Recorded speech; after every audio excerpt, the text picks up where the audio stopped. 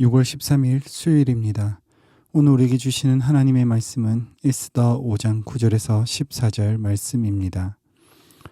그날 하만이 마음이 기뻐 즐거이 나오더니 모르드게가 대궐문에 있어 일어나지도 아니하고 몸을 움직이지도 아니하는 것을 보고 매우 노하나 참고 집에 돌아와서 사람을 보내어 그의 친구들과 그의 아내 세레스를 청하여 자기의 큰 영광과 자녀가 많은 것과 왕이 자기를 들어 왕의 모든 지방관이나 신하들보다 높인 것을 다 말하고 또 하만이 이르되 왕후 에스더가 그 베푼 잔치에 왕과 함께 오기를 허락받은 자는 나밖에 없었고 내일도 왕과 함께 청함을 받았느니라.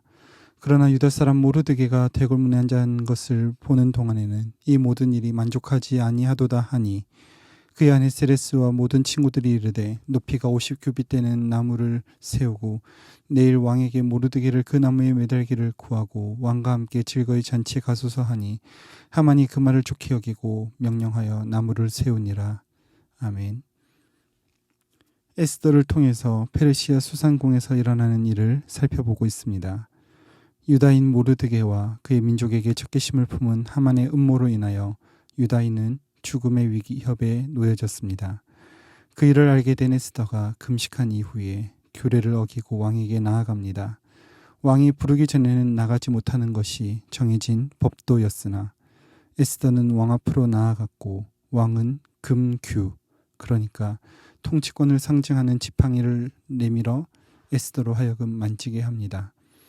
이와 같은 모습은 하나님 앞에서 은혜를 얻은 성도의 모습과 동일함을 살펴보았습니다.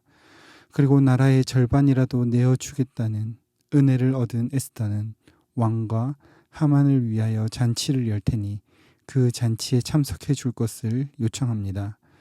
그리고 오늘 본문 9절에 그날, 그러니까 에스더가 하만을 잔치에 초대한 그날에 하만의 마음이 기쁘고 즐겁다라고 말합니다. 그 이유는 자신과 왕이 함께 잔치의 초대를 받음으로 그가 높아졌다고 생각했기 때문입니다. 그러나 여전히 자기에게 절하지 않는 모르드게를 보며 분노합니다. 일시적으로 분노를 참고 숨길 수 있을지 몰라도 결국에 그로 인하여 자기가 가진 모든 것을 가치 없고 하찮은 것으로 만들어 버립니다. 이 모습이 13절에서 이 모든 일이 만족하지 않았다라는 하만의 표현으로 나타납니다. 이렇게 분노하던 하만은 자기 집으로 돌아와 그의 친구들과 아내를 부릅니다. 그 이유는 아내와 친구들의 말을 통하여 자신의 기분을 해소하길 원하기 때문입니다.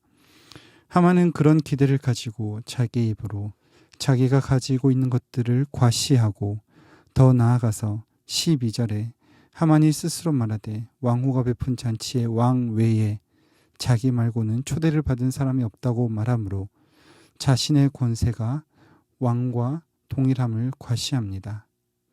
그러나 모르드게로 인하여 만족감을 느끼지 못하는 하만은 자신이 아내와 친구들이 제시한 방법에 따라서 그의 원통함을 풀고자 합니다. 하만의 아내와 친구들이 제시한 방법은 높이가 50규빗, 그러니까 23m, 10층 아파트 높이에 해당하는 나무에 모르드게를 매다는 것입니다. 그리고 하만은 이 일을 즐겁게 여깁니다.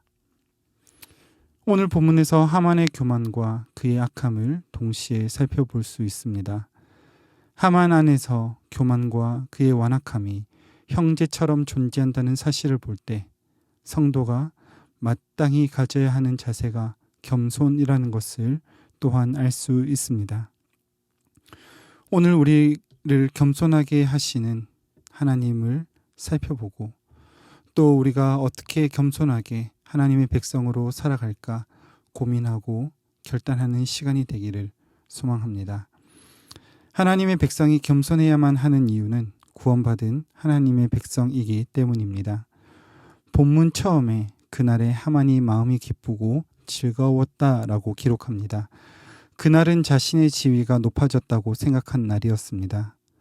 그러나 그는 자신이 가지고 있는 것들로 만족하지 못했고 교만하고 악한 마음을 품었습니다.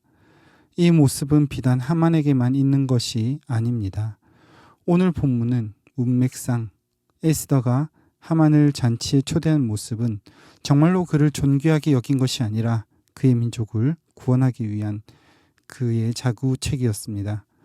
그러나 자격 없는 자가 초대받은 잔치라는 그 사실 하나만 두고 보았을 때 우리가 왕이신 하나님 앞에서 기쁨의 잔치에 참여한 바 되고 존귀하게 여겨진 바 되었음을 깨닫게 됩니다. 그리고 또 더불어 깨닫게 되는 것은 그렇게 초대받은 우리지만 쉽게 교만과 완악함에 노출된다는 사실입니다. 당장에야 어떤 일로 우리는 분노를 참을 수 있을 것처럼 보여도 마음으로는 이미 죽이기 위한 확실한 계략을 세우고 구체적인 실행까지 하고 있는 우리 스스로의 완악함을 발견하게 됩니다. 그때마다 우리가 기억해야 하는 것은 원수를 향한 모든 증오와 멸시가 결국에는 내가 감당해야 하는 나의 죄의 값이라는 사실입니다. 그 사실을 증명하는 것이 14절에 하만의 아내와 친구들이 권유한 50규빗, 약 23m에 해당하는 나무 장대에 매다는 계획을 즐거워하는 모습입니다. 나중에 살펴보겠지만 그렇게 계획했던 하만은 결국에 자기가 준비한 장대에 자기와 자기 아들들과 함께 매달려 죽게 됩니다. 이 모습을 보면서 하나님의 구원이 악한 자를 소멸하신 것과 교만하고 완악한 우리가 마땅히 당해야 하는 수치의 죽음을 생명으로 옮기신 것을 바라보게 하십니다.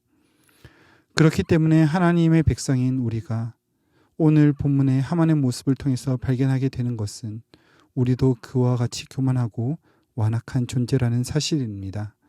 그리고 또 한 가지는 그러나 우리가 스스로 준비한 저주의 형벌을 생명으로 바꿔주신 주님이 계시다는 것입니다. 바라기는 우리가 당해야 되는 저주와 죄를 생명으로 바꿔주신 주님을 바라보고 기억함으로 겸손하게 주님과 동행하는 저와 여러분이 되기를 간절히 소망합니다. 정말로 우리가 당해야 하는 우리의 죄의 값이 그 저주와 사망이라고 하는 그 사실을 기억할 때 하나님께서 도리어 그것을 생명으로 바꿔주셨다는 사실을 안다면 우리는 오늘 마땅히 겸손할 수 있어야 합니다. 그래서 로마서 3장 23절과 6장 23절에선 다음과 같이 말씀하고 있습니다. 죄의 삭은 사망이지만 하나님의 은사는 그리스도 예수님 우리 주님 안에 있는 영생이라고 했습니다. 정말로 우리의 죄의 값이 사망이나 그러나 우리가 누릴 것이 하나님께서 우리에게 선물로 주신 가장 좋은 은사 예수 그리스도 그 안에 있는 생명이라고 하는 사실을 기억할 때 오늘 하루 우리의 교만함과 완악함으로 살아가는 것이 아니라 하나님께서 허락하신 생명으로 걸어가는 복된 하루 되시기를 간절히 소망합니다. 말씀을 맺겠습니다. 교만하고 완악한 하만의 모습을 보면서 여전히 우리 안에 잠재되어 있는 우리 자신 하만을 봅니다. 왕의 잔치에 참여하는 특권을 얻었으나 여전히 완악하고 교만한 나 자신을 발견합니다. 그러나 그때마다 내가 달려야 하는 내가 스스로 준비한 저주의 결과를 기억하며 그 저주를 생명으로 옮기신 주의 십자가 바라보며 하나님 앞에 마음과 뜻을 드리는 이 하루 한날 되시기를 소망합니다. 기도하겠습니다. 거룩하신 주님, 우리의 죄악을 도말하시고 용납하심으로 매일매일 천국 잔치에 초대하신 하나님 은혜 감사드립니다. 이미 맛보고 누리고 있다라고 생각하는 순간에도 하나님의 은혜에 충분히 우리가 살아가고 있다라고 하는 그 순간에도 여전히 내 안에 넘쳐 흐르는 나의 교만함과 완악함을 발견합니다. 주님, 그러할 때마다 내가 스스로 준비한 나의 저주의 죽음이 생명으로 바뀌었다는 사실을 기억하며 생명의 주님으로 말미암아 감사함과 겸손함으로 이 하루 한날 묵묵히 걸어가는 우리 모두가 되게 하여 주시옵소서. 그렇게 우리를 인도하실 주님을 찬양하며 우리 구주 예수님의 이름으로 기도드립니다. 아멘. 이 시간 주신 말씀 기억하며 기도하시고 주간 기도 제목에 따라 전도와 선교를 위하여 기도하겠습니다. 우리 신부산 교회가 전도하는 교회, 선교하는 교회 되도록 기도해 주시고 신부산 교회가 부산 지역에 죽어가는 영혼을 살리는 교회가 되도록 기도하여 주시겠습니다. 또한 우리 교회가 파송하고 후원하는 선교사님들과 세계 선교를 위하여 기도하시고 합심 제목과 개인적인 제목으로 기도하시다가 각자의 처소로 돌아가시겠습니다. 함께 기도하겠습니다.